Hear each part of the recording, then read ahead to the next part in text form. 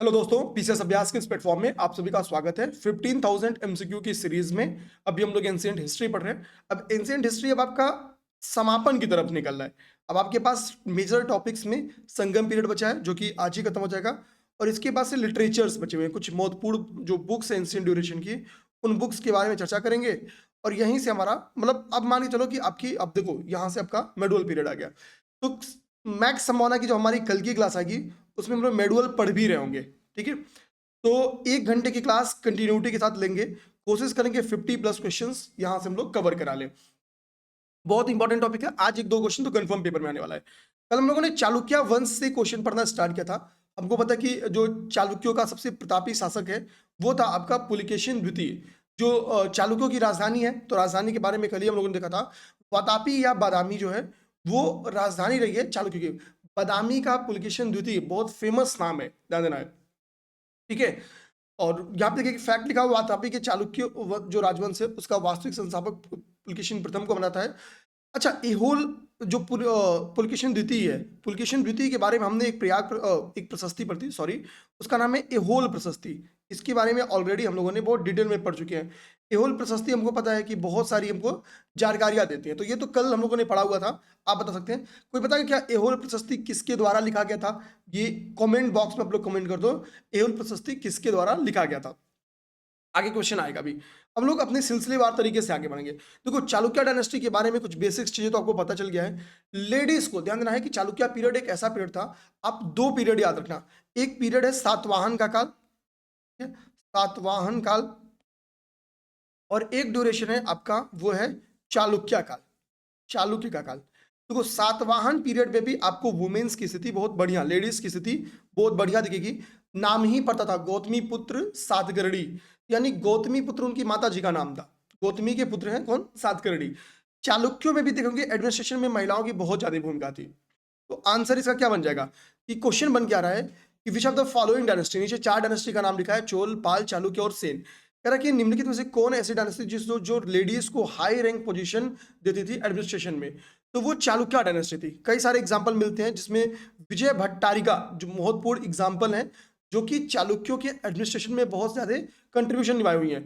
आप देखोगे विजय भट्टारिका के 2 ताम्र अभिलेख भी पाए गए हैं जिसमें उन्होंने बहुत सारी चीजें लिखा हुआ है। देखो यहाँ पे लास्ट पॉइंट देखोगे, लिखा है इस वंश की विजय भट्टारिका ने कुशलता पूर्वक शासन का संचालन किया था। और भी बहुत सारे लोगों ने, इनकी जो सिस्टर्स थी, जैसे कुमकुम देवी का नाम मिलता है, विजयादित्य की छोटी बहन थी, उन्होंने भी एडमिनिस्ट्रेशन में बहुत अच्छा पार्टिसिपेशन किया। अपने भाई से कही थी कि भैया क्या करिए कि ब्राह्मणों को कुछ जमीन दान देना है, और उन्होंने उनकी बात मान के दान देता था। ठीक है, विद्वान ब्राह्मण थे वो लोग। ठीक है, तो कहने का मतलब बस इतना दिमाग में रखेगा, 2 नाम बहुत क्लियर दिमाग में, सातवाहन और चालुक्य। चालुक्यों ने बहुत ही ज्यादा इनकी जो लेडीज थी वो हाई पोजीशन पे वर्क किए हैं, हालांकि मात्र सत्तात्मक व्यवस्था नहीं थी, ये क्लियर दिमाग में रखना है। अगला देखेंगे, अगला क्वेश्चन क्या कह रहा है कि निम्नलिखित में से कौन सा, कह रहा है कि संस्कृत के कवि और नाटककार कालिदास का उल्लेख हुआ है। 4 ऑप्शन दिए गए हैं।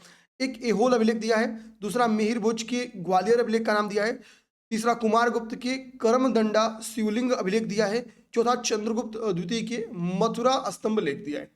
तो हो सकता है एक तो ये 4 अभिलेखों का जो नाम है कल को मैचिंग में क्वेश्चन बना दे। यहीं से जो एक्सप्लेनेशन, ये दिमाग में रखना, आप लोग क्या करोगे, एहोल अभिलेख याद करके आगे बढ़ गए हो, मिहिर भोज का ग्वालियर अभिलेख यहाँ पे लिखा है, करमदंडा शिवलिंग अभिलेख लिखा है, और मथुरा स्तंभ लेख लिखा है। पहला काम आपका यहाँ क्या होना चाहिए कि इनको तैयार कर लेना है। ठीक है, कि ग्वालियर अभिलेख का किससे संबंध है, ग्वालियर अभिलेख का, करमदंडा शिवलिंग अभिलेख का, मथुरा स्तंभ लेख का। इसका फायदा क्या होगा कि कल को यहीं से क्वेश्चन क्या होता है, मैच्ड, ठीक है, मैच करने के लिए क्वेश्चन आ सकता है, सुमेलित करे का क्वेश्चन आ सकता है। आप लोग यहां भी एकदम तैयार रहना, कितनी बार क्वेश्चन से ही अगला क्वेश्चन तैयार हो जाता है। अब कह रहा है कि कवि और नाटककार कालिदास का उल्लेख निम्नलिखित में से किसमें है? तो जब एहोल प्रशस्ति तैयार हुई थी किसके द्वारा? रवि कीर्ति के द्वारा। यहां पर देखना लिखा होगा, इस लेख की रचना रवि कीर्ति ने की है, और रवि कीर्ति ने इसकी रचना किस लैंग्वेज में की है? संस्कृत भाषा और ब्राह्मी लिपि। जानना, संस्कृत भाषा ब्राह्मी लिपि में आपकी एहोल अभिलेख की रचना की गई है। और जब एहोल अभिलेख की रचना तैयार हो गई, एहोल अभिलेख बोलो या एहोल प्रशस्ति बोलो, ठीक है, प्रशस्ति मतलब होता है प्रशंसा, यानी पुलकेशिन द्वितीय की प्रशंसा की होगी, जैसे इनके विजयों के बारे में लिखा गया होगा। पुलकेशिन द्वितीय के विजय, फॉर एग्जाम्पल हर्षा के साथ इनका नर्मदा नदी के तट पर एक लड़ाई हुआ था जिसमें हर्ष को उन्होंने पराजित किया था। तो एहोल प्रशस्ति में इस वार का जिक्र किया गया है। ठीक है, ये सारी बात होगी। इसी में पुलकेशिन ज्योति कहते हैं कि इस अभिलेख में कालिदास के नाम का अभिलेख हुआ है। ये कहते हैं कि मतलब कालिदास और भारवी के सम्मान, मुझे यश सम्मान प्राप्त हुआ है, यश प्राप्त हुआ है, सम्मान प्राप्त हुआ जब मैंने ये अभिलेख लिख दिया है। उसके बाद मतलब इनका कद क्या हुआ, बढ़ गया है। अपनी तुलना कालिदास एवं भारवी जी से करते हैं। तो केवल कालिदास के बारे में ही नहीं चर्चा है। अगर यही को पलट कर दे कि संस्कृत के कवि और नाटककार, इस यहीं पे लिख दे कि निम्नलिखित में से किस अभिलेख में भारवी जी का उल्लेख हुआ है, तो भी इसका आंसर क्या बनेगा, एहोल अभिलेख ही बनेगा। नेक्स्ट क्वेश्चन आइए। नेक्स्ट क्वेश्चन कह रहा है निम्नलिखित में से किस चीनी यात्री ने चालुक्यों के शासनकाल में चीन एवं भारत के संबंधों पर प्रकाश डाला हुआ है। मतलब किसने बताया है कि भैया चीन और भारत के संबंध पे कुछ कुछ प्रकाश डाला हुआ है। तो इसमें वेनसोंग तो काट दो, वेनसोंग हर्ष के, ठीक है, अगर हर्ष के बारे में कुछ लिखा रहता कि बताया है तो एक बार मान भी सकते थे कि हाँ ये रहा होगा। इसमें जो आंसर है वो है आपका, ठीक है, मातवालिन, ध्यान देना है। मातवालिन एक चीनी यात्री था जो चालुक्यों के ऊपर इसने कुछ लिखा हुआ है। चालुक्यों के समय में जो चीन और भारत के बीच में संबंध थे उसके बारे में कुछ इसने पॉइंट्स लिखे हुए हैं। तो ये मातवालिन है, ये इंपॉर्टेंट फैक्ट है, लंबे समय से नहीं आया, इसको रिपीट करने के पूरे चांसेस है, जो कि बढ़िया फैक्ट था। नेक्स्ट देखोगे यहां पे लिख रहा है कि निम्नलिखित में से किस राजा ने, किस किंग ने मंत्रियों को पशुओं पर क्रूरता पर प्रतिबंध लगा दिया कि भाई कि पशु हत्या नहीं हो सकेगी। ठीक है, यानी पशु हत्या पे, यहीं पे पशुओं पर क्रूरता की जगह लिख दे पशु हत्या पर प्रतिबंध लगाया। इसके लिए किसी काशी में भेजा था। ठीक है, तो देखो जाहिर सी बात है, पशु हत्या पे रोक कौन से रिलीजन के लोग लगाएंगे, जैनिज्म, बौद्धिज्म या हिंदुज्म हम लोग बोल दें, ठीक है, या इंडायरेक्टली उसे हम ब्राह्मण धर्म बोल लें। तो भाई जैन धर्म क्या करता है, अहिंसा का सबसे ज्यादा जो विरोध करता है वो जैन धर्म करता है। ये कृषि एक्टिविटी, एग्रीकल्चर एक्टिविटी को भी मना करता है कि भैया आप नहीं कर सकते हो, हत्या को या अहिंसा को इतनी स्ट्रिक्टली फॉलो करता है। इसी के कारण जैनिज्म से जुड़े लोग मैक्सिमम क्या थे, व्यापारी वर्ग से उनका संबंध था। पेपर में अगर क्वेश्चन आ जाए कि निम्नलिखित में से किस धर्म से संबंधित सर्वाधिक लोग शहरी जीवन में जीते हैं, तो उसका आंसर बनेगा जैन। क्यों, क्योंकि व्यापारी, मैक्सिमम व्यापारी लोग जुड़े हुए हैं। इसका आंसर क्या होगा, चालुक्य राजा कुमारपाल। कुमारपाल ने क्या किया था, जैनिज्म को स्वीकार कर लिया था। क्योंकि इन्होंने जैनिज्म को स्वीकार कर लिया था तो जाहिर बात है कि इतना स्ट्रिक्ट डिसीजन तो कुमारपाल ही ले सकते हैं। नेक्स्ट देखो, हमको पता है तीन संगम, ठीक है, तीन संगम हुए अपने, ठीक है। संगम साहित्य बेसिकली क्या है, कई संगम साहित्यों का यहाँ पे नाम लिखा है। आगे दो तीन संगम साहित्यों का नाम पूछा हुआ है कि ये किससे संबंधित है, ये किसके द्वारा लिखा गया। हमको पता तीन संगम सम्मेलन हुआ है, जैसे यहाँ पे देखोगे आप लोग, यहाँ कहीं लिखा होगा, ठीक है। संगम का मतलब क्या होता है, कवियों की गोष्ठी, कवियों की परिषद से जो संबंधित है, यानी काउंसिल। पोएट्स कहते थे, तमिल पोएट्स का बेसिकली इनका संबंध था। ये लोग आते थे और यहाँ पे बैठ के कुछ मीटिंग्स करते थे या कुछ लिखते थे। तो अब तक दिमाग में रखना कि तीन संगम हुए हैं, प्रथम संगम, द्वितीय संगम और तृतीय संगम। तीनों संगम आपकी एक ही जगह पे हुए हैं और वो जगह का नाम है मदुरई। ठीक है, मदुरई किसकी राजधानी थी, तो पांड्यों की, जानना, पांड्य। तो पांड्य शासक को क्वेश्चन आ जाएगा कि निम्नलिखित में से किसके संरक्षण में, किसके संरक्षण में संगम साहित्य का मतलब चर्चा किया गया है या बनाया गया है। तो तीनों संगम जो हुए हैं वो पांड्यों के देखरेख में, पांड्य शासकों के देखरेख में हुए हैं। ठीक है, अब यहाँ पे देखिए स्थान का है मदुरई, दूसरे का मदुरई, तीसरा आपका हुआ कपाटपुरम, कपाटपुरम में। ठीक है, ये तीन आपके संगम का लोकेशन हो गया, ये तीन संगम का लोकेशन हो गया। ये पांड्यों के शासन में आता था। अब देखो अध्यक्षता किसने की, तो पहले की अध्यक्षता अगस्त ऋषि ने की है, दूसरे की भी अध्यक्षता अगस्त ऋषि ही करे थे, लेकिन बाद में स्वास्थ्य कारणों से तोलकापियर बन जाते हैं। ठीक है, बाद में तोलकापियर बन जाते हैं। और तीसरे वाले के नक्कीरर, तीसरे वाले के नक्कीरर। ये जो चार्ट लिखा हुआ है ये वेरी इंपॉर्टेंट चार्ट है, ये दिमाग रखना, ये वेरी इंपॉर्टेंट चार्ट है। इस चार्ट से क्वेश्चन आ सकता है।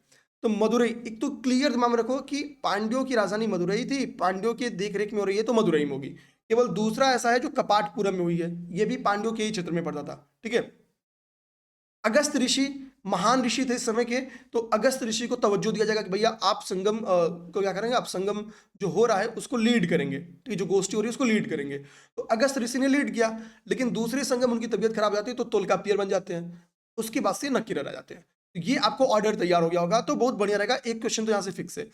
अब हम लोगों ने ये जब देख लिया तो अपने क्वेश्चन पे आते हैं ऊपर। ये तो कह रहा है कि यहाँ पे जो संगम साहित्य का, एक संगम साहित्य का नाम लिखा है, उस संगम साहित्य का नाम है तोलकापियम, ध्यान देना है। अभी काशी तमिल संगम हुआ है, ठीक है, और वहां पे 2 बुक्स का ट्रांसलेशन किया गया है। मैंने पढ़ा है, आप चाहो तो बता सकते हो कि वो कौन सा तमिल लिटरेचर था जिसको ट्रांसलेट किया जा रहा है। ठीक है, तो संगम साहित्य क्या है? तोलकाप्पियम एक ग्रंथ है तमिल कविता के ऊपर, वास्तुकला के ऊपर, राजशास्त्र के ऊपर या व्याकरण के ऊपर। तो कुछ लोगों को लगेगा भैया कि ये राजशास्त्र होगा, ये बिल्कुल नहीं है, व्याकरण बुक है ये। तमिल क्या है? तोलकाप्पियम एक व्याकरण बुक है, ये इंपॉर्टेंट रखना है। इसके प्रणयनकर्ता कौन क्या है? तो तोलकाप्पिय ऋषि है। ठीक है, तोलकाप्पिय ऋषि अगस्त के 12 योग्य शिष्यों में से एक थे। ठीक है, ये इनके क्या है, मतलब प्रणयन करता है। अब हम लोग आते हैं यहाँ पे, अगला एक संगम लिटरेचर की बुक का नाम लिखा है संगम साहित्य, इसका नाम है शिल्पदिकारम। शिल्पदिकारम। अब तक एक बुक का नाम यहाँ पे क्या लिखा था संगम साहित्य की बुक का नाम? वो था तोलकाप्पियम। तो तोलकाप्पियम पे चर्चा कर लिया। तोलकाप्पियम के बाद से यहाँ पे अगला चर्चा कर रहा है आपके शिल्पदिकारम। कह रहा है भाई कुछ ना बताओ, केवल बता दो कि शिल्पदिकारम के लेखक कौन थे। तो इलंगो, जानना, इलंगो आपके शिल्पदिकारम के लेखक थे। तो सीधा नाम याद कर जाओ। ठीक है, इलंगो। अभी आगे भी ऐसे कुछ बुक्स के नाम दिए हैं, जैसे फॉर एग्जांपल अब यहाँ पे 2 नाम आपको याद हो गया, तो 2 नाम भी याद कर जाना। तोलकाप्पियम एक व्याकरण बुक है। ठीक है, किसने लिखा ये पता चल गया। अब यहाँ पे देखो क्वेश्चन 2014 में सेम रिपीट कर दिया। तोलकाप्पियम हमको पता है क्या है, तो तोलकाप्पियम एक व्याकरण बुक है। केवल मैच करा दो। ये पेपर में क्वेश्चन कब आया था? तोलकाप्पियम भी यूपीपीसीएस 1997 में आया हुआ है, फिर 2014 में आया था, और ये देखो 2014 में दो बार क्वेश्चन सेम बन गया। तो जैसे आप मिलाओगे तो बी का आपने क्या मिला दिया? बी का आपने मिला दिया 4। बी का जैसे ही 4 मिलाएंगे, बी में 4 एक ही जगह पे स्थित है। ठीक है, तो आंसर तो केवल एक 1997 का पेपर पढ़ के आपसे निकल जाता। हालांकि अभी मैं जियोग्राफी जब चर्चा करूंगा तो आपको दिखाऊंगा कि भैया क्वेश्चंस केवल पीवाईक्यू, मतलब सेम एग्जाम के पीवाईक्यू से नहीं आते हैं, डायमेंशन वो चेंज कर रहे हैं। To the point copy paste question आए हैं, बहुत इंपॉर्टेंट। अब तक आपको दिखाऊंगा कि जियोग्राफी जिसको जिसको डर लगता है, सिंगल बुक सोर्स आपको पता चलेगा, वही उतना पढ़ के जाओ, जियोग्राफी का काम आपको हो जाएगा। बस धैर्य रखो, कल वो वीडियो आपको मिल जाएगी। ठीक है, अब यहाँ पे आप बाकी याद कर लो कि भैया तोलकाप्पियम क्या है? व्याकरण ग्रंथ हो गया। शिल्पदिकारम अभी हमने ऊपर पढ़ा भी है, शिल्पदिकारम इलंगो के द्वारा लिखी गई है, इलंगो द्वारा लिखी गई है। ठीक है, एक प्रेम कथा पे इसका फिलॉसफी क्या है? प्रेम कथा पे लिखी गई एक बुक है। अगला है मणि मेकलई। ठीक है, मणि टर्म्स ही बताता है, ठीक है, कि ये थोड़ा सा व्यापारिक टर्म्स बताता है, तो वणिक कथा से संबंधित है। अगला है तिरुकुलर। तिरुकुरल आपकी फिलॉसफी या दर्शन पे आधारित बुक है। तो तोलकाप्पियम व्याकरण आधारित है। शिल्पदिकारम जो कि इलंगो द्वारा लिखी गई है, ये प्रेम कथा पे यानी लव स्टोरी बेस्ड एक बुक है। मणि मेकलई, मणि टर्म्स एक वर्डिक टर्म्स भी लग रहा है, तो मणि मेकलई वर्डिक कथा से संबंधित एक बुक है। नेक्स्ट देखोगे, एक बुक आपको मैंने बताया होगा, पेरिप्लस ऑफ द इरिथ्रियन सी। जो दोस्त क्लासेस देख रहे होंगे उनको पता होगा। पेरिप्लस ऑफ द इरिथ्रियन सी एक ऐसी बुक है जो कोरोमंडल तट से प्राप्त की गई है। बेसिकली हम कहते हैं कोरोमंडल तट वाले बेल्ट से प्राप्त की गई है। तो वहां पे कोरोमंडल में एक अरिकावेडु है, अरिकावेडु क्षेत्र है, वहां से कोरोमंडल। आप देखो ये वाला जो आपका बेल्ट है, ये कोरोमंडल एरिया पड़ता है। ठीक है, तो आपका अरिकावेडु से ये प्राप्त किया गया है, अरिकावेडु से पुदुचेरी के पास। लेकिन इस बुक पे राइटर का नाम नहीं लिखा है। तो कभी कुछ पूछते पेपर में कि पेरिप्लस ऑफ द इरिथ्रियन सी के रचयिता कौन है, तो नाम मत बताना कौन है, क्योंकि कोई नाम पता ही नहीं चला आज तक। इसको करा है कि इसे पोर्डुके भी कहा जाता है। जो करा है कि the Periplus of the Erythraean Sea, इसे पोर्डुके भी कहा जाता है। इसी में लिखा हुआ है आपके अरिकावेडु के बारे में। ये बुक बताती है कि भारत का रोम के साथ क्या करता, व्यापार था। जब हम लोग अरिकावेडु की खुदाई भी करते हैं तो यहाँ से हम लोग एक जार पाते हैं जिसमें 2 हाथ, ऐसा मान लो कि एक जार है। ठीक है, ये जार है, तो इसमें 2 हाथ थे, इधर भी एक हैंड लगा था, इधर भी एक हैंड लगा था। तो इसमें हत्थे कितने थे? हत्थे 2 थे। और ये माना जाता है कि 2 हत्थे वाले जार का यूज बेसिकली रोमन कल्चर में किया जाता था। इससे पता चलता है कि जब हमारे पास रोमन कल्चर की वस्तुएं हमारे यहाँ है, मीन्स हमारा और रोम का व्यापार चलता रहा होगा। ठीक है, अगला क्वेश्चन देखो पूछा भी है एम्फोरा जार के ऊपर। एम्फोरा जार, यही आपका एम्फोरा जार है। एम्फोरा जार क्या है? इसी को हम लोग एम्फोरा जार बोलते हैं। ठीक, तो इसका आंसर तो आपको मिल गया। इसका आंसर हो गया अरिकामेडु। अरिकामेडु की खुदाई से हमको एम्फोरा जार मिला हुआ है। आते हैं, कह रहा एम्फोरा जार क्या है? एक छिद्र युक्त जार है, तो बिल्कुल नहीं। लंबा एवं दोनों तरफ हत्थेदार जार है, तो बिल्कुल राइट आंसर यही है। इसमें दोनों तरफ हैंड्स है, लेफ्ट एंड राइट साइड में। अगला क्वेश्चन कह रहा है निम्नलिखित में से कौन एक तमिल देश के संगम युग का राजवंश नहीं है? तो संगम साहित्य आप लोग पढ़ोगे तो संगम साहित्य में बेसिकली चोर चेल पांड्यों के बारे में चर्चा है। पल्लव नरेश के बारे में चर्चा नहीं है। पल्लवों के बारे में लोगों ने कब पढ़ा था? पल्लव नरेश कब आए थे ये बताओ। ठीक है, तो इसको तो काट दो, यही आंसर आपका है सी। पल्लवों के बारे में इसमें कोई भी जानकारी नहीं है। पल्लवों की राजधानी आप लोग बताओगे क्या? ठीक है, पल्लवों की क्यों? इन चारों की जो स्क्रीन पे देख रहे हैं, चेर, चोल, पांड्य और पल्लव, इन चारों की राजधानी बताओ। चारों की कैपिटल आप लोग कमेंट करो, कैपिटल। ठीक है, कमेंट करिए चारों का कैपिटल आप लोग। ओके, ये होमवर्क है जिसको कमेंट बॉक्स में आपको तुरंत कमेंट करना है। अगला ये कह रहा है कि एक तमिल ग्रंथ है जिसको हम लोग लघु वेद की संज्ञा देते हैं। लघु वेद की संज्ञा देते हैं, या इसको हम लोग बाइबल, मतलब साहित्य का बाइबल भी कहते हैं। साहित्य का बाइबल पूछे या लघु वेद पूछे तो आंसर एक ही होगा।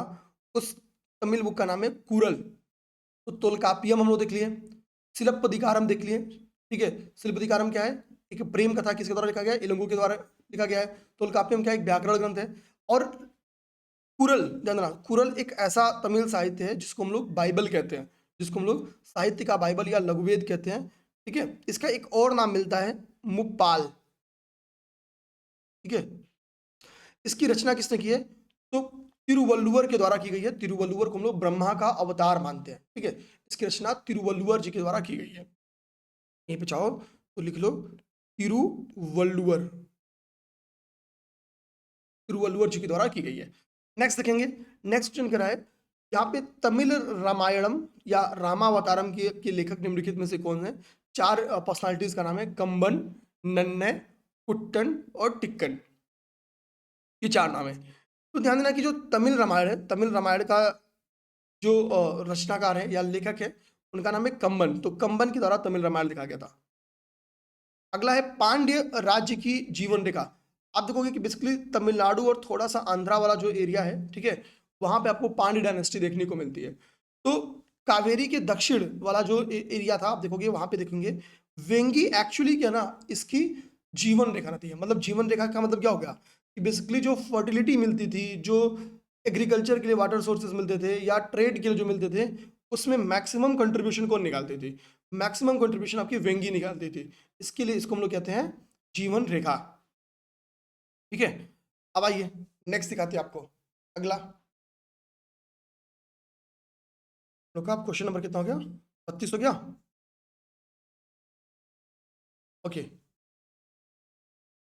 पांड्यों की राजधानी मैंने आपसे पूछी भी थी, पांड्यों की राजधानी ऊपर पूछा हुआ भी हूँ। ठीक है, मदुरई मैं बताया हुआ भी हूँ, तो उसमें कोई दिक्कत भी नहीं है।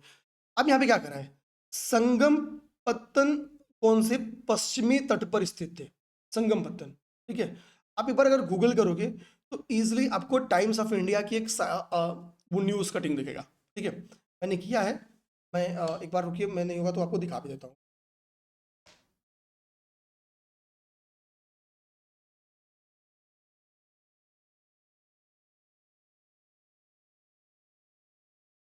ठीक, ये देखिए आप लोग, आप जाओगे तो ये टाइम्स ऑफ इंडिया का ही है शायद। हाँ, ठीक, यहाँ पे आपको दिखेगा। ये देखिए, आपको यहाँ पे इंडिया का ये पूरा मैप दिख रहा है। मैप पे आप देखोगे तो एक नीचे से, मतलब ये संगम ड्यूरेशन का मैप है। अच्छी बात ये है कि मेजर पोर्ट आपको दिखेंगे। अब यहाँ पे देखना, तोंडी देखो, ये आपको दिख रहा है तोंडी, तोंडी दिख गया आपको। ठीक है, यहाँ पे कोरकई दिख गया आपको, यहाँ पे अरिकामेडू आपको दिख गया, अरिकामेडू आपको दिख गया। नॉर्मली ये पूछे जाने वाले जो आपके हैं वो इन्हीं तीन के बारे में नॉर्मली आपसे पूछा गया है। ठीक है, अब हम लोग आते हैं, एक बार बैक करते हैं। ये क्या पे? ये ईस्टर्न वाले बेल्ट पे, कोरोमंडल वाले बेल्ट पे स्थित है। ठीक है, ये कोरोमंडल वाले बेल्ट पे स्थित है। अब यहाँ पे देखो, इसको हम लोग डिलीट करते हैं और हम लोग अपने टॉपिक पे आते हैं। तो जब टॉपिक पे आएंगे, ठीक है, तो भैया अब हमने पूर्वी तट पे स्थित तो देख ही लिया कि पूर्वी तट पे निम्नलिखित में से कौन कौन से स्थित है। लेकिन क्वेश्चन किस पे बन गया है? पश्चिमी तट पे स्थित है। तो भैया कोरकई हमने देखा, कोरकई कहाँ पे देखा हमने? पश्चिमी पे या पूर्वी पे? तो कोरकई को हमने पूर्वी पे देखा, कोरकई तो पूर्वी पे देखा। पुहार वहां तुमको देखने को मिला नहीं है, यानी पुहार क्या होगा? पुहार भी देखने को मिला था, पुहार भी पूर्वी पे स्थित है। तोंडी और मिशिरी ये दो ऐसे हैं जो पश्चिमी तट पे स्थित है। यहाँ पे देखो लिखा है नोरा, तोंडी, मुसीरी और नेलीझंडा, ये भारत के पश्चिमी तट पर स्थित बंदरगाह थे। तो ये चार नाम याद कर जाओ। बहुत टफ क्वेश्चन अगर बनेगा तो यहाँ से बनेगा, क्योंकि रोमन ट्रेड चलता था, बहुत ही इंपॉर्टेंट ट्रेड था। भारत व्यापार लाभ की स्थिति में था, व्यापार संतुलन भारत की तरफ था, तो बहुत इंपॉर्टेंट है। तो नौरा, तोंडी, मुसीरी और नेलीसंडा। ठीक है, नौरा, नेलीसंडा, तोंडी, मुसीरी, एक दो बार रिवीजन कर जाना, ये वेस्टर्न कोस्ट पे है। अब याद हो जाएगा। तृतीय संगम कहाँ हुआ था? तो इजिली अभी बीच में ही लाके लिंक करके इसको चर्चा कर देते तो यहाँ पे कोई काम है ही नहीं। अब यहाँ पे फिर आपको पूछ रहे हैं, यहाँ पे 4 डायनेस्टीज लिखी हैं, यहाँ पे 4 आपकी कैपिटल्स लिखी हैं। बोले कि भाई कि मैच कराओ। हमको कन्नौज की, हमको पता जो त्रिपक्षीय संघर्ष हुआ था, आप में से अगर कोई बता पाएगा तो बताना। त्रिपक्षीय संघर्ष की, ठीक है, ट्राई पार्टी जो कॉन्फ्लिक्ट हुआ था, जिसको हम लोग त्रिपक्षीय संघर्ष कहते हैं, उसके बारे में बताओगे तो बहुत अच्छा लगेगा मुझे। अब देखो, त्रिपक्षीय संघर्ष किसके लिए हुआ था? तो कन्नौज के लिए हुआ था। कन्नौज क्या हुआ था? बहुत ही ज्यादा अग्रणी हो गया था। ठीक भैया, अब देखो कन्नौज वाला आप मिलाओगे तो मिलाने का कोई मतलब भी नहीं है। चारों ऑप्शन में कन्नौज लिखा हुआ है, मतलब बोल रहा है कि चलो जो तुमको पता है वो मैं ही मिला देता हूँ, खत्म हुआ। ठीक है, अब बताओ, मदुरई दिख रहा है, हमने बताया कि 2 संगम जो साहित्य हुए हैं, जो संगम हुआ है वो 2 जगह पे हुआ है, मदुरई में, पहला और तीसरा। ठीक है, तो पांड्यों के संरक्षण में हुआ था, तो यानी किसका हो गया? ये हो गया आपका पांड्यों का, तो डी का 1 हो गया। डी का 1 तो 2 जगह है, अब आपका 2 ऑप्शन कट गया। अब आ जाओ चालुक्यों के बारे में। मैंने आपको बताया P2 यानी पुलिकेशिन द्वितीय। पुलिकेशिन द्वितीय को हम लोग बादामी या वातापी का, क्लास ही स्टार्ट हो ना, बादामी या वातापी का हम लोग महत्वपूर्ण शासक कहते हैं, यानी चालुक्य डायनेस्टी का है तो महत्वपूर्ण शासक था। ठीक है, चालुक्य का वास्तविक संस्थापक पुलिकेशिन प्रथम को कहा जाता है। तो चालुक्य क्या क्या हो गया? बादामी हो गया। चालुक्य क्या हो गया? बादामी हो गया। तो यानी ए का क्या हो गया? ए का 3 हो गया, आंसर आपको मिल गया। अब इसलिए याद करो, अब बचा है कौन सा? पल्लो का। पल्लो का कांचीपुरम हो गया। ठीक है, पल्लव का कांचीपुरम हो गया। अब आते हैं हम लोग यहाँ पे, पल्लव राजाओं का कुछ क्रम आपसे पूछा हुआ पेपर में। ठीक है, अब यहाँ पे मैं आपको बता दूं, बहुत याद कर देता हूँ, पल्लव राजाओं के क्रम के बारे में पीटी में क्वेश्चन आता रहता है। ठीक, देखो पल्लव वंश की न्यू आपको देखेंगे कौन रखे थे, मैं लिख देता हूँ, पल्लव वंश। ठीक है, आपको ये अराउंड 600 ईस्वी में देखने को मिलते हैं। ठीक है, एग्जैक्ट ड्यूरेशन देखोगे तो 575 टू 600 ईस्वी में। सिंह विष्णु, बताओ ये संस्थापक थे कि नहीं थे? सिंह विष्णु। आगे 2 नाम बस याद करो। एक नाम याद करो, महेंद्र वर्मन प्रथम। दूसरा नाम याद करो, नरसिंह वर्मन, नरसिंह वर्मन प्रथम। ठीक है, ये 2 नाम याद करो बस। अभी इसके बाद से आप डायनेस्टी पूरी बना लोगे इनको। तो भैया ये क्या हो गया? सिंह विष्णु क्या है इसके? पल्लव वंश के। ठीक है, चलो यहाँ पे क्वेश्चन मार्क लिखते हैं, कमेंट करो कौन थे। सिंह विष्णु के बाद से जो अगले महत्वपूर्ण शासक थे वो थे महेंद्र वर्मन प्रथम। महेंद्र के बाद से आ गए नरसिंह वर्मन। ठीक है, तो महेंद्र के बाद से नरेंद्र, नरसिंह ऐसे याद कर जाओ, महेंद्र के बाद से नरेंद्र। अब सोचो, महेंद्र वर्मन प्रथम के बाद से महेंद्र वर्मन द्वितीय तुरंत नहीं आते हैं। महेंद्र वर्मन द्वितीय आपके नरसिंह के बाद आते हैं, यानी महेंद्र के बाद से नरेंद्र, नरेंद्र के बाद से आपके M2 आ जाएंगे, यानी नरेंद्र महेंद्र वर्मन 2 आ जाएंगे, M2 आ जाएंगे। ठीक है, तो तीसरे शासक कौन होंगे? महेंद्र वर्मन द्वितीय होंगे। अब आप बोलोगे सब क्या अगला नरसिंह वर्मन फिर द्वितीय हो जाएंगे? तो नरसिंह वर्मन द्वितीय बिल्कुल है, नरसिंह वर्मन द्वितीय बिल्कुल है, लेकिन ध्यान देना बीच में एंट्री मारती है कौन? परमेश्वर। बीच में एंट्री कौन मार दिया है? परमेश्वर वर्मन। आई बात समझ में? अब ये आपके हो गए चौथे और ये आपके हो गए 5वें। 2 नाम क्या मैंने बोला याद करने के लिए? आपको जो 2 नाम याद करना है वो है महेंद्र वर्मन प्रथम, नरसिंह वर्मन प्रथम। तो महेंद्र वर्मन कैसे? महेंद्र वर्मन द्वितीय आएंगे। ठीक है, फिर नरसिंह वर्मन द्वितीय आएंगे। अंतर क्या है दोनों द्वितीय के बीच में? महेंद्र वर्मन द्वितीय और नरेंद्र वर्मन द्वितीय के बाद से बीच में कौन आ गए? परमेश्वर वर्मन आ गए। याद हो गया? अब आंसर करो आपको। पहले महेंद्र की, पहले नरेंद्र, नरेंद्र तो पहले महेंद्र फिर नरेंद्र, यानी 4 पहले 2 बाद में। ठीक है, और अब जब इनकी दूसरी पीढ़ी आएगी, उनकी दूसरी पीढ़ी में कहीं महेंद्र द्वितीय तो लिखा नहीं है, तो परमेश्वर वर्मन आ गए बीच में। फिर 4 2 1 मिलाओ, कहाँ पे है? 4 2 1 देखो यहाँ पे है, नंदी वर्मन उसके बाद से आपके आ गए। नंदी वर्मन जो है वो बहुत बास की कॉन्सेप्ट है। ठीक है, तो उन पे नहीं भी दिमाग रखोगे कोई बात नहीं। नंदी वर्मन द्वितीय ना, चलिए कोई नहीं। ये तैयार हो गया आपका 730 के राउंड, यहाँ पे लिखा भी है। आगे देखोगे सिंघल द्वीप को जीतने का मैंने आपको क्रम बताया था पहले भी, ठीक है, आपने देखा था। एक और शासक है, इन्होंने अपना दल अभियान भेजा था कि भैया जाओ थोड़ा सा लड़ाई झगड़ा करना है। तो किस शासक ने सिंघल द्वीप के विरुद्ध 642 ईस्वी में, क्लियर इसलिए कर दिया है ताकि आप चोलों से फंस मत जाइए, 642 ईस्वी में 2 समुद्री अभियान भेजे थे। तो पेपर में कल को क्वेश्चन आ सकता है, जैसे इसके आंसर है नरसिंह वर्मन प्रथम। ये पल्लव, ये कौन से शासक है? ये पल्लव शासक है, नरसिंह वर्मन प्रथम। तो नरसिंह वर्मन प्रथम ने 2 बार, ठीक है, 2 समुद्री अभियान भेजे थे, 2 समुद्री अभियान भेजे थे। तो एक तो पेपर में क्वेश्चन आ सकता है भाई कितनी बार इन्होंने समुद्री अभियान भेजे थे? 2 समुद्री, कितने समुद्री अभियान भेजे थे? तो 2, क्योंकि अभी साइमन कमीशन पे ऐसा क्वेश्चन बन गया कि साइमन कमीशन 2 बार भारत आई थी, ठीक है। तो चांसेस है क्वेश्चन यहां से फिर से कर दें। तो ये अच्छा, किसकी सहायता के लिए? तो वहां पे लंका के एक राजकुमार थे, उनका नाम था मानवर्मा। मानवर्मा में सहायता मांगी थी, तो इसी के लिए भेजे थे। अगला है, कदम्ब राजाओं की राजधानी क्या थी? तो कदम्बों की राजधानी जो थी वो आपका था वनवासी। कदम्ब आपको कहाँ मिलेगा? वनों में मिलेगा। तो कदम्ब क्या होगा? वनवासी। कदम्बों की क्या थी? राजधानी थी, ठीक है। और इस वंश का जो संस्थापक था, ठीक है, तो पक्षी मयूर कहाँ मिलेगा? मयूर मतलब मोर टाइप से, तो वो वन में मिलेगा, यानी वनवासी। तो मयूर वर्मन ये संस्थापक हो गए आपके। तो कदम्ब राजाओं की राजधानी होगी वनवासी, और संस्थापक कौन हो गए? तो संस्थापक हो गए मयूर वर्मन। ओके, ये बात क्लियर आ गई। ये बादामी चालुक्यों की राजधानी थी, पहले बता चुका हूं। तंजौर चोलों की पहले पता है। कांचीपुरम पल्लवों की थी, ये भी आपको पहले से पता है। अब आते हैं मीनाक्षी मंदिर। मीनाक्षी मंदिर कह रहा है मदुरई में, पुदुकोट्टई में, श्रीरंगम में, तंजावुर में।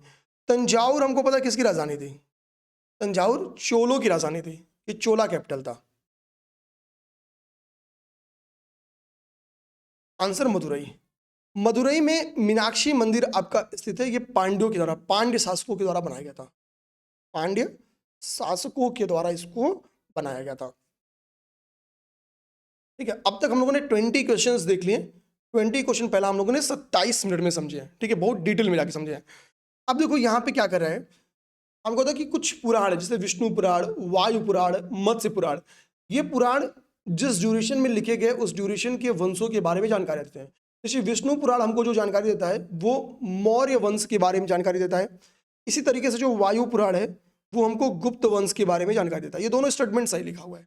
इसी तरीके से आपका मत्स्य पुराण है, जो कि आपको दिखेंगे आंध्र सातवाहन और शुंग डायनेस्टी के बारे में जानकारी देता है। ये देखो, कल को ये पेपर में क्वेश्चन दे सकता है, ठीक है। तो विष्णु पुराण मौर्य वंश के बारे में जानकारी देता है, वायु पुराण गुप्त वंश के बारे में जानकारी देता है, आंध्र सातवाहन और शुंग वंश के बारे में मत्स्य पुराण के द्वारा जानकारी हमको मिलती है। अब हम लोग यहाँ पे चूंकि बुक सोर्सेज में चल रहे हैं, इसको कहीं नोट करते चलना। आप लोग पेन उठाओ, नोट करते चलो जितनी बुक्स मिल रही हैं। जैसे एक तरफ ऐसे हेडिंग डालना साहित्य, ठीक है, और यहाँ पे हेडिंग डाल देना रचनाकार। ओके, ये 2 हेडिंग डाल के 10-20 टी आपको साहित्य याद करना पड़ेगा, अराउंड 20 साहित्य याद करना पड़ेगा। इसमें से बहुत सारे 10 टी तो आपको पता है। अब देखो, जैसे अर्थशास्त्र हमको पता है, एडमिनिस्ट्रेशन पे लिखी गई एक बुक है, ठीक है। अर्थव्यवस्था तो लिखी नहीं गई है।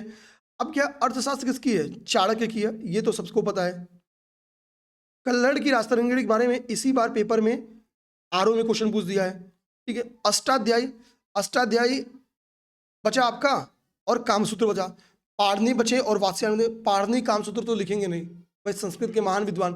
तो अष्टाध्यायी कौन लिखेगा? पाणिनि लिखेंगे, पाणिनि का अष्टाध्यायी है, ठीक है। कामसूत्र किसका हो गया? तो कामसूत्र आपका हो गया वात्स्यायन, वात्स्यायन, ठीक है, कामसूत्र पे हो गए। अगला ये अष्टाध्यायी आपने पढ़ लिया है। अष्टाध्यायी मिलाइए, कहाँ जाएंगे? अष्टाध्यायी आपका मिल जाएगा कहाँ पे? ठीक है, पाणिनि पे। ए का 4, ए के 4 से आंसर मिल गया, तुरंत मिल गया आंसर। एक ही पता था, उसी से मिल गया। अष्टाध्यायी इतना इंपॉर्टेंट है। अब आते हैं बचा हुआ, यहाँ पे पतंजलि दिख रहे हैं, महाभाष्य, निरुक्तक और वार्तिक। तो देखो, जो महाभाष्य है वो अष्टाध्यायी पे, जहां तक मैं समझ पा रहा हूँ, टीका है, ठीक है। एक बार इस फैक्ट को चेक करिएगा आप लोग। जहां तक मैं समझ रहा हूँ, अष्टाध्यायी के महाभाष्य जो ना, अष्टाध्यायी पे टीका है, ठीक है। और ये लिखा, महाभाष्य लिखा गया है पतंजलि जी के द्वारा, ठीक है। पतंजलि का संबंध हमको पता है योग दर्शन से है, गौतम का संबंध हमको पता है किससे है? न्याय दर्शन से संबंधित है। सांख्य से कपिल मुनि का संबंध है। ये कुछ चीजें हम लोगों ने पहले से पढ़ा हुआ है। अब जो बचे दो हैं, निरुक्तक, ठीक है, निरुक्तक, निरुक्तक का यास्क है, ठीक है, निरुक्तक का जो प्रिंसिपल है यास्क से संबंधित है। वार्तिक का कात्यायन से, वार्तिक कात्यायन। चरक संहिता, चरक संहिता के ऊपर क्वेश्चन बन के आया है। ये नया क्वेश्चन था, बट चरक संहिता के ऊपर पीवाईक्यू में लिखा हुआ है, ठीक है। अभी अंतर क्या है, ये क्वेश्चन इस बार जो बन गया था वो अध्याय और खंड के ऊपर बन गया था कि पेपर में श्लोक और मतलब एक्सप्लेनेशन में घटना चक्र में श्लोक और खंड लिखा हुआ था। अब खैर कोई बात नहीं है, जो आपकी चरक संहिता वो दिमाग में रखना 8 खंडों में है। देखो कुछ कुछ चीजें आप लोग कभी मत करना। जैसे अब ये क्या दिख रहा है, ये 20-25 जैसे लग रहा है पहाड़ा पढ़ा रहे हैं, ठीक है। आप एक चैप्टर लिख रहे हो तो उसमें कितनी बातें, 4 चैप्टर, एक खंड है आपका पार्ट 1, आज की किताब आप पाते हो, मान लो उसमें पार्ट 1 लिखा तो पार्ट 1 में 5 मान लो टॉपिक हो गया। पार्ट 2 में कोई जरूरी थोड़ी ना 5 टॉपिक रहे, 7 टॉपिक हो सकता है। तो ये तो पहाड़ा पढ़ा रहा है, ठीक है, तो इसको तो तुरंत काट दो।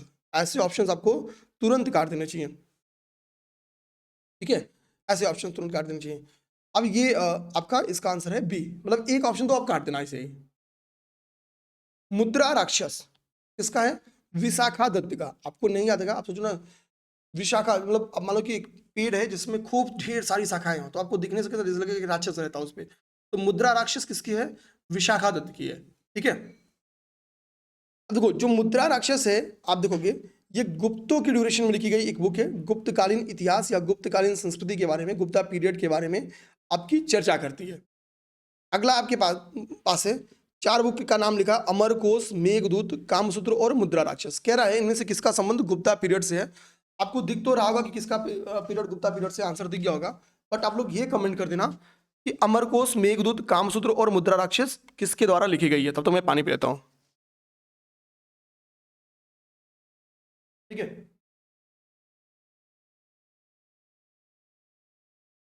ठीक है, उम्मीद करेंगे आप में से 2-4 लोग तो कमेंट किए होंगे। आते हैं भैया, कामसूत्र तो आप लोगों ने ऑलरेडी तैयार कर रखा है, ये तो अभी कुछ देर पहले ही तैयार करा है। किसकी है? वात्स्यायन की है, ठीक है, वात्स्यायन की है। ये चारों आपकी गुप्ता पीरियड की जानकारी थी। गुप्ता पीरियड को लोग स्वर्ण युग कहते हैं। क्यों? क्योंकि साहित्य, अब यहीं पे मेंस का क्वेश्चन तैयार कर जाओ, गुप्ता पीरियड को आपको बोल दे कि गुप्ता पीरियड को क्या कहते हैं? स्वर्ण युग कहते हैं। क्यों? क्योंकि आर्ट एंड यहाँ पे सारे एरियाज में ग्रोथ हुआ है, साहित्य में भी बड़ा ग्रोथ हुआ है। अब 4 लोग लिख रहे हैं, इनकी चारों बुक लिख रही है, ये चारों का संबंध गुप्ता पीरियड से। तो बता दो, जैसे कामसूत्र जैसा जो साहित्य है वात्स्यायन के द्वारा इसी समय लिखा गया। मुद्रा राक्षस अभी पढ़े हो विशाखा दत्त का, ठीक है, तो विशाखा दत्त हो गए इसके, ठीक, मुद्रा राक्षस के विशाखा दत्त हो गए। अब आपके बचा मेघदूत, ठीक है, अगला आपका बचा मेघदूत, तो कालिदास की ये कृति है। मेघदूत कालिदास की कृति है। वो था कि पुलकेशिन द्वितीय के का जो एहोल अभिलेख है किसके द्वारा लिखा गया है आप बता दो। उसमें भी बोला, ठीक है, उसमें भी हम लोगों ने कालिदास का नाम पाया था और भारवी का नाम पाया था। अमर कोश, अमर सिंह की बुक का नाम है अमर कोश। अमर सिंह ने अपने ही नाम पे अमर कोश लिख दिया है, ठीक है, ये हो गया।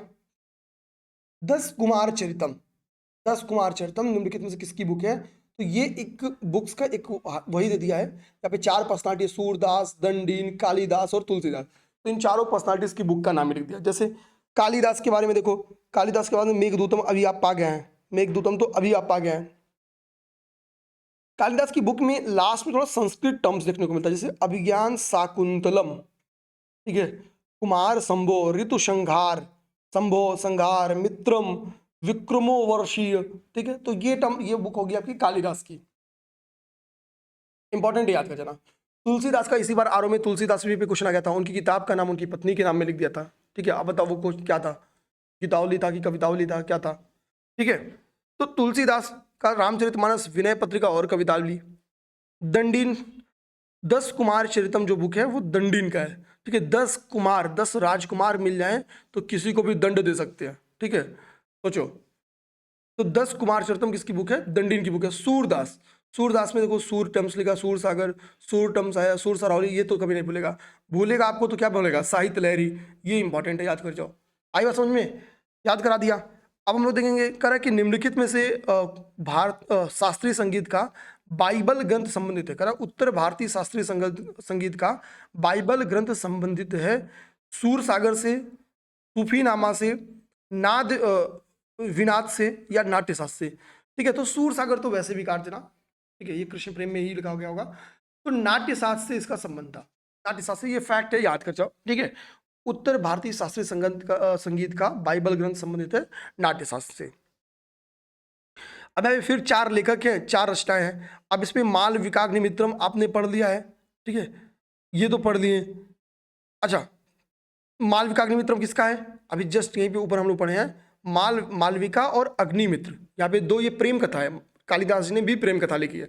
अग्निमित्र बताओ किस ड्यूरेशन के, शुंग डायनेस्टी के शासक थे या किसी और डायनेस्टी के शासक थे? और मालविका कौन है? नायिका है, ठीक है। तो नायक और नायिका का नाम से तैयार किया गया है। तो भैया कालिदास को मिलाओ, सी के 3 से आंसर मिल रहा है क्या? सी के 3 से आंसर नहीं मिल रहा है, सी के 3 से आंसर नहीं मिला है, ठीक है। आ जाइए आप लोग। अभी लोगों ने शायद भारवी का भी तो पढ़ा था, या फिर कहीं भारवी के बारे में पढ़ा था? नहीं पढ़ा था, कोई नहीं। भारवी का आपका है किरातार्जुनीयम, भारवी की बुक का नाम किरातार्जुनीयम है। एक बार मैं चेक भी कर लेता हूँ भारवी का हाँ, ठीक है। भारवी की बुक का नाम क्या है? किरातार्जुनीयम है। हमको पता है भारवी के बारे में, भारवी और कालिदास, भारवी प्लस कालिदास, इन दोनों लोगों के बारे में कहाँ पे चर्चा मिलता है? इन दोनों लोगों के बारे में पुलकेशिन द्वितीय की एहोल अभिलेख में चर्चा मिलता है, ठीक है, एहोल इंस्क्रिप्शन में चर्चा मिलता है। तो ये भी एक आपके लिए इंपॉर्टेंट बात हो गया, यहाँ पे मैच इसलिए मैच हो जाएगा, ठीक है। अब राजशेखर का क्या है? कर्पूर मंजरी है। हर्ष का नागानंद नामक बुक हर्ष ने लिखी है। अक्सर क्या करता है, हर्षचरित को मिला देता है हर्ष के साथ, ठीक है। तो हर्ष की बुक का नाम हर्षचरित नहीं है, 2-3 बुक इन्होंने लिखा है, नागानंद में से एक जो बुक है वो इन्हीं की बुक है। अब आ जाओ, ठीक है, करण निम्नलिखित में से कौन सा सुमेलित नहीं है, कौन सा गलत है बताना है, ठीक है। अब देखो, तो हर्ष की एक बुक का नाम यहाँ पे क्या लिखा है? रत्नावली। अब आप क्या करोगे? कवितावली गीतावली से रत्नावली काट दोगे, आपको लगेगा ये हर्ष का नहीं है, ये तो किसका हो गया? ये तो तुलसीदास जी का होगा। लेकिन नहीं मेरे भाई, हर्ष की बुक है, रत्नावली हर्ष की ही बुक है, ठीक है। रत्नावली हो नागानंद,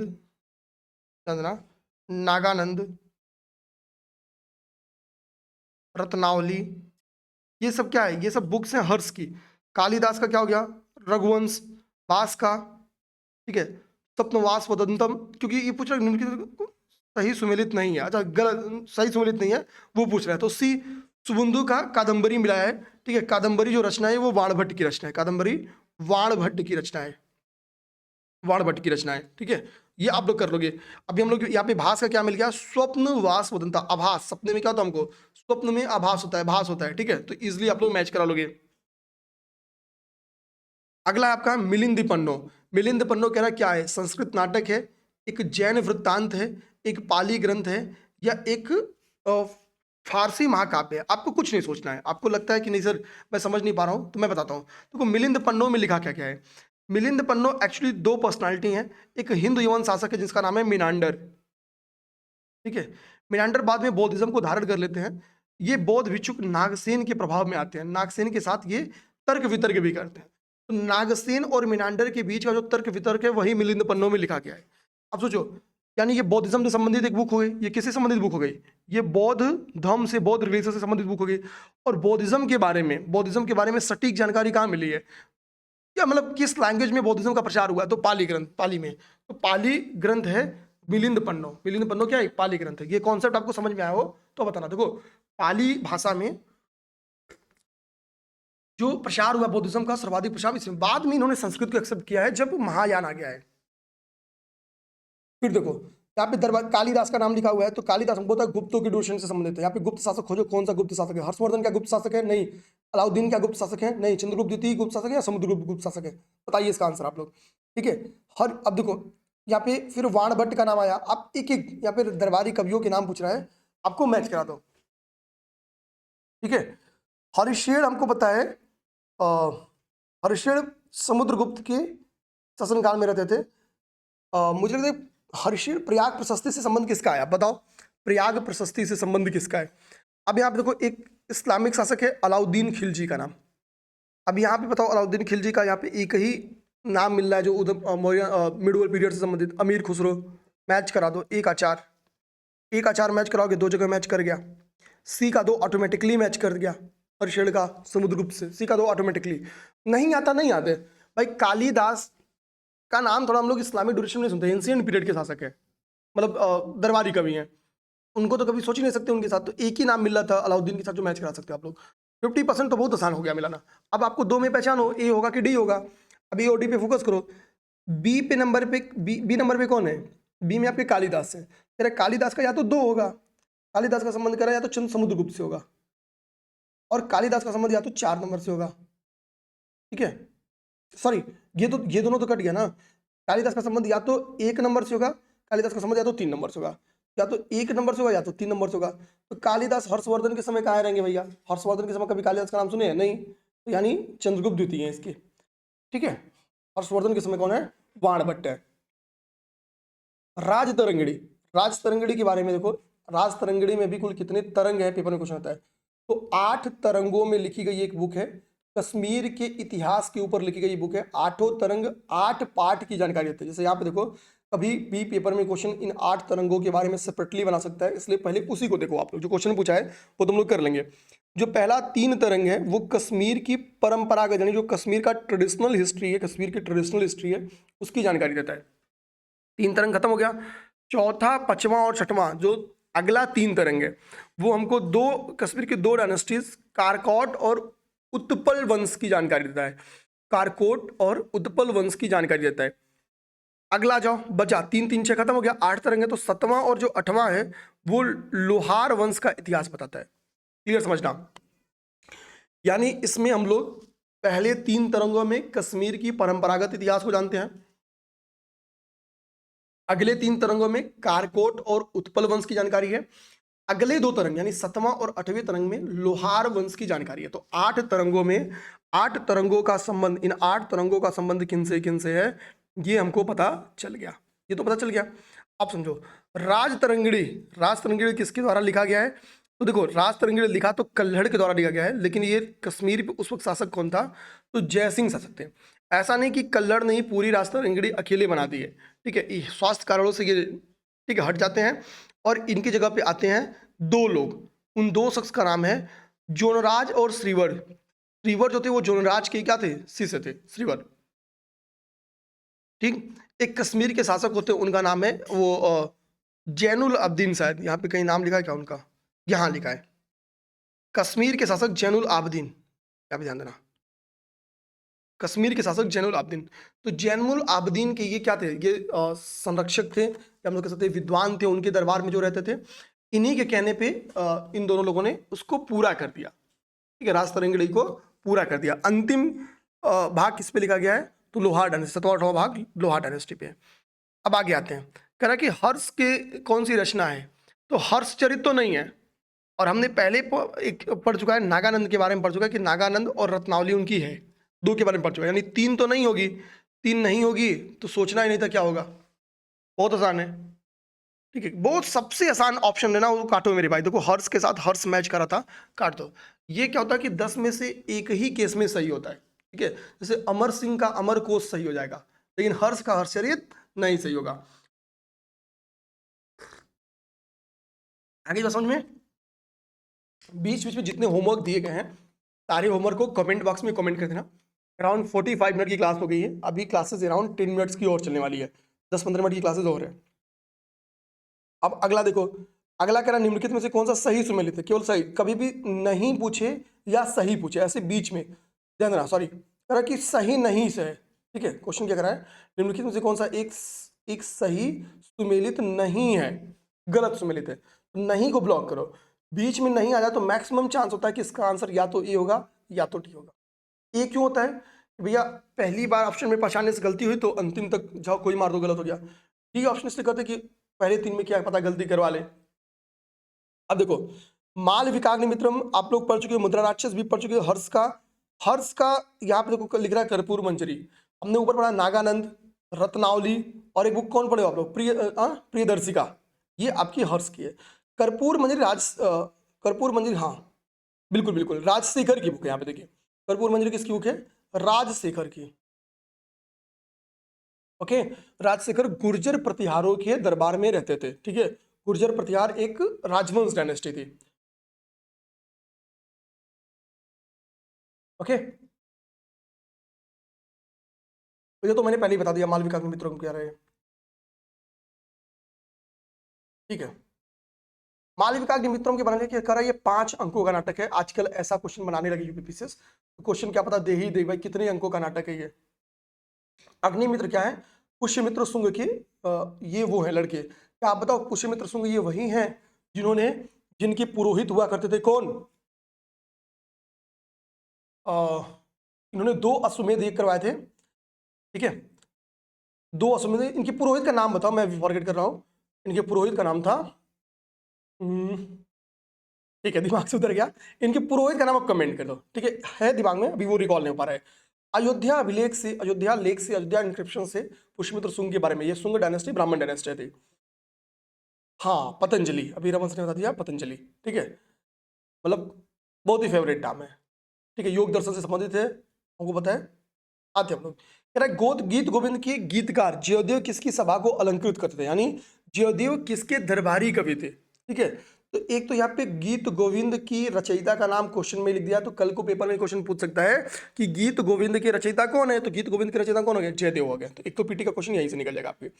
अब हम लोग आते हैं किसके दरबार में रहते थे, तो ये लक्ष्मण सेन के दरबार में रहते थे। बंगाल के एक शासक थे लक्ष्मण सेन। ये पीटी का याद कर जाओ, दरबारी कभी कभी कभी दे देता है। जयदेव की गीत गोविंद, मैंने बोला था ना कि हो सकता है कि क्वेश्चन से ही कभी क्वेश्चन तैयार कर दो, क्योंकि क्वेश्चन में एक आंसर छिपा है गीत गोविंद का। अभी ये स्टार पॉइंट जो घटना चक्र में लिखा गया है, ये नए क्वेश्चन के बारे में लिखा गया है। ठीक है, यानी कि अभी जस्ट क्वेश्चन बन के आ गया था किसी एग्जाम में। अब यहाँ पे रचनाएं लिखा है और यहाँ पे विषय लिखा है। रचनाएं क्या है?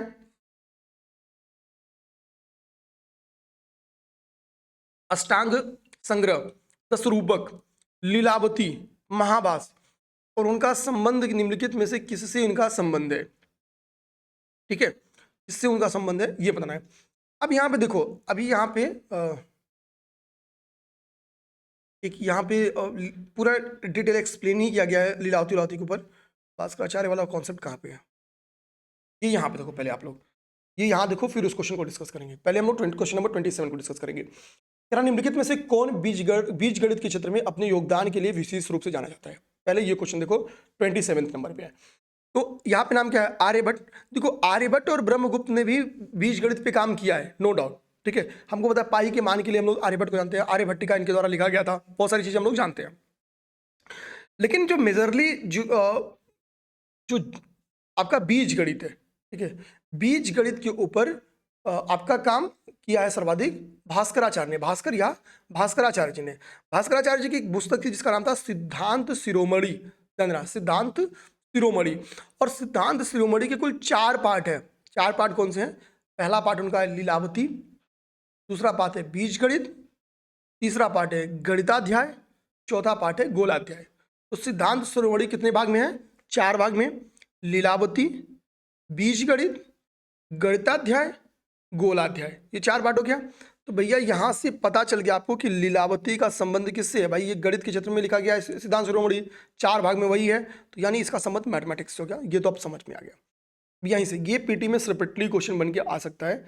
अब यहाँ पे क्या लिखा है? करा लीलावती के लेखक निम्नलिखित में से कौन है? अगला क्वेश्चन भास्कराचार्य है, ये क्वेश्चन मिल गया।